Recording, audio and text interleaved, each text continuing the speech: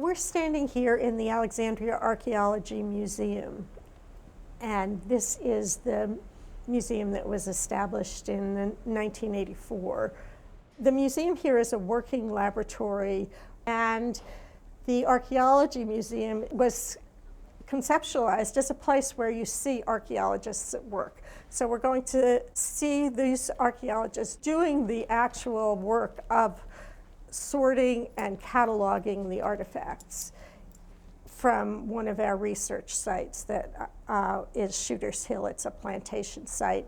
In addition, we have a collection from an African American community that lived on Fort Ward from the time period after the Civil War until the city acquired the land to create a park.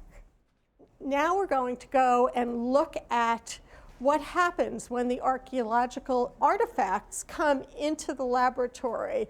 This is really, as I said, a working museum. It's archaeologists' work is the concept around which the museum was developed. So a couple of days a week, you'll see students and interns and archaeologists working on processing the artifacts that get recovered during the archaeological excavations.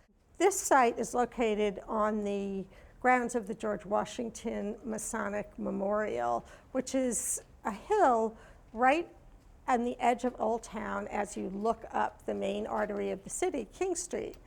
And the site is a plantation site that dates from about 1781 until the 1840s, when the large plantation house burns down, and it then is occupied by the Civil War Union Army during the war, and later it is the site of an estate that lasted until the 20th century.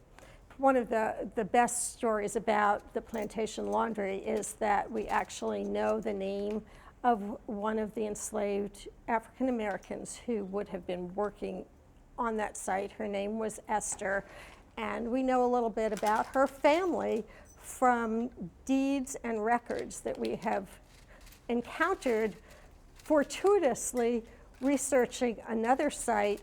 So we placed her in this laundry site, which is probably, for me, one of the most touching parts of connecting the archaeology with the historical record. We're now going to go over to another site that we have been excavating recently that's called the Fort Ward community site. We began to realize that this was an African American community that developed on the property after the Civil War.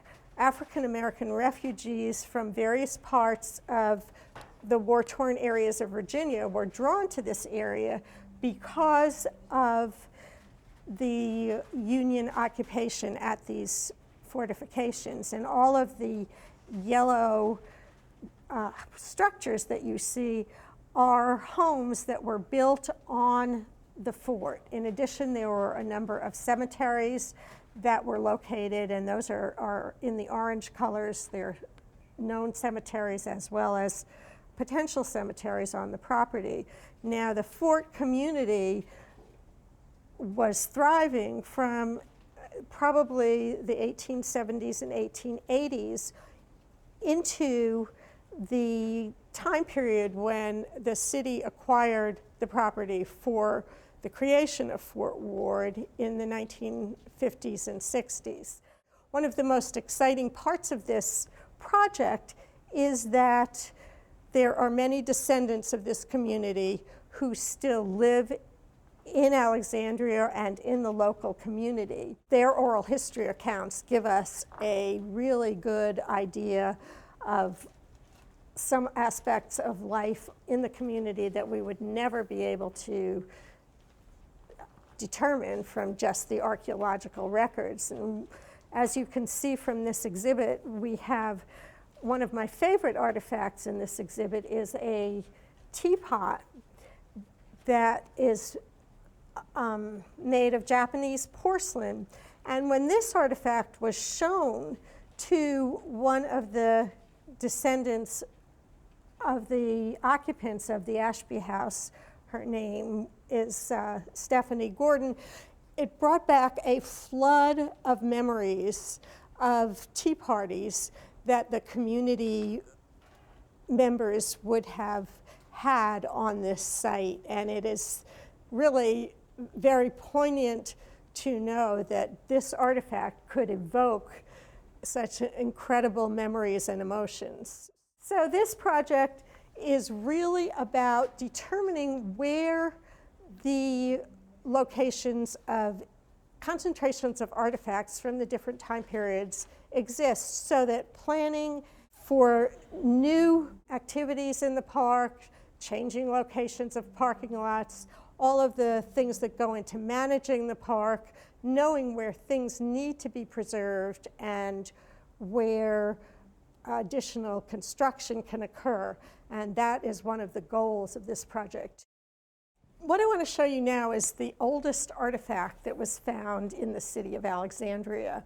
It is a Native American tool that was created and discarded at the Freedman Cemetery site.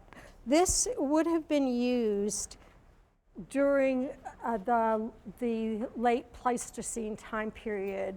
Traditionally, the Clovis time period is thought to extend from about 11,000 years ago to about 9,000 years ago. But recent radiocarbon dating has suggested that the Clovis type of point dates to about 13,000 years ago, and that is why we have used this 13,000 year date. We're very excited that this artifact was recovered. So we have seen at the museum the wide range of artifact types, the wide range of sites that we have in the city of Alexandria. And again, this museum is the place where we feature what we have excavated, but throughout the city, we know that history is beneath our feet, and there are trails that you can walk that will highlight the archaeology and the history of the community, and there are parks that you can visit that resulted from archaeological work, like Freedman Cemetery. There's an African American Heritage Park. There are interpretive signs up throughout the city which feature the archaeological information that we've collected. So our museum is not just about the history in this building, it's about the history of the city as a whole.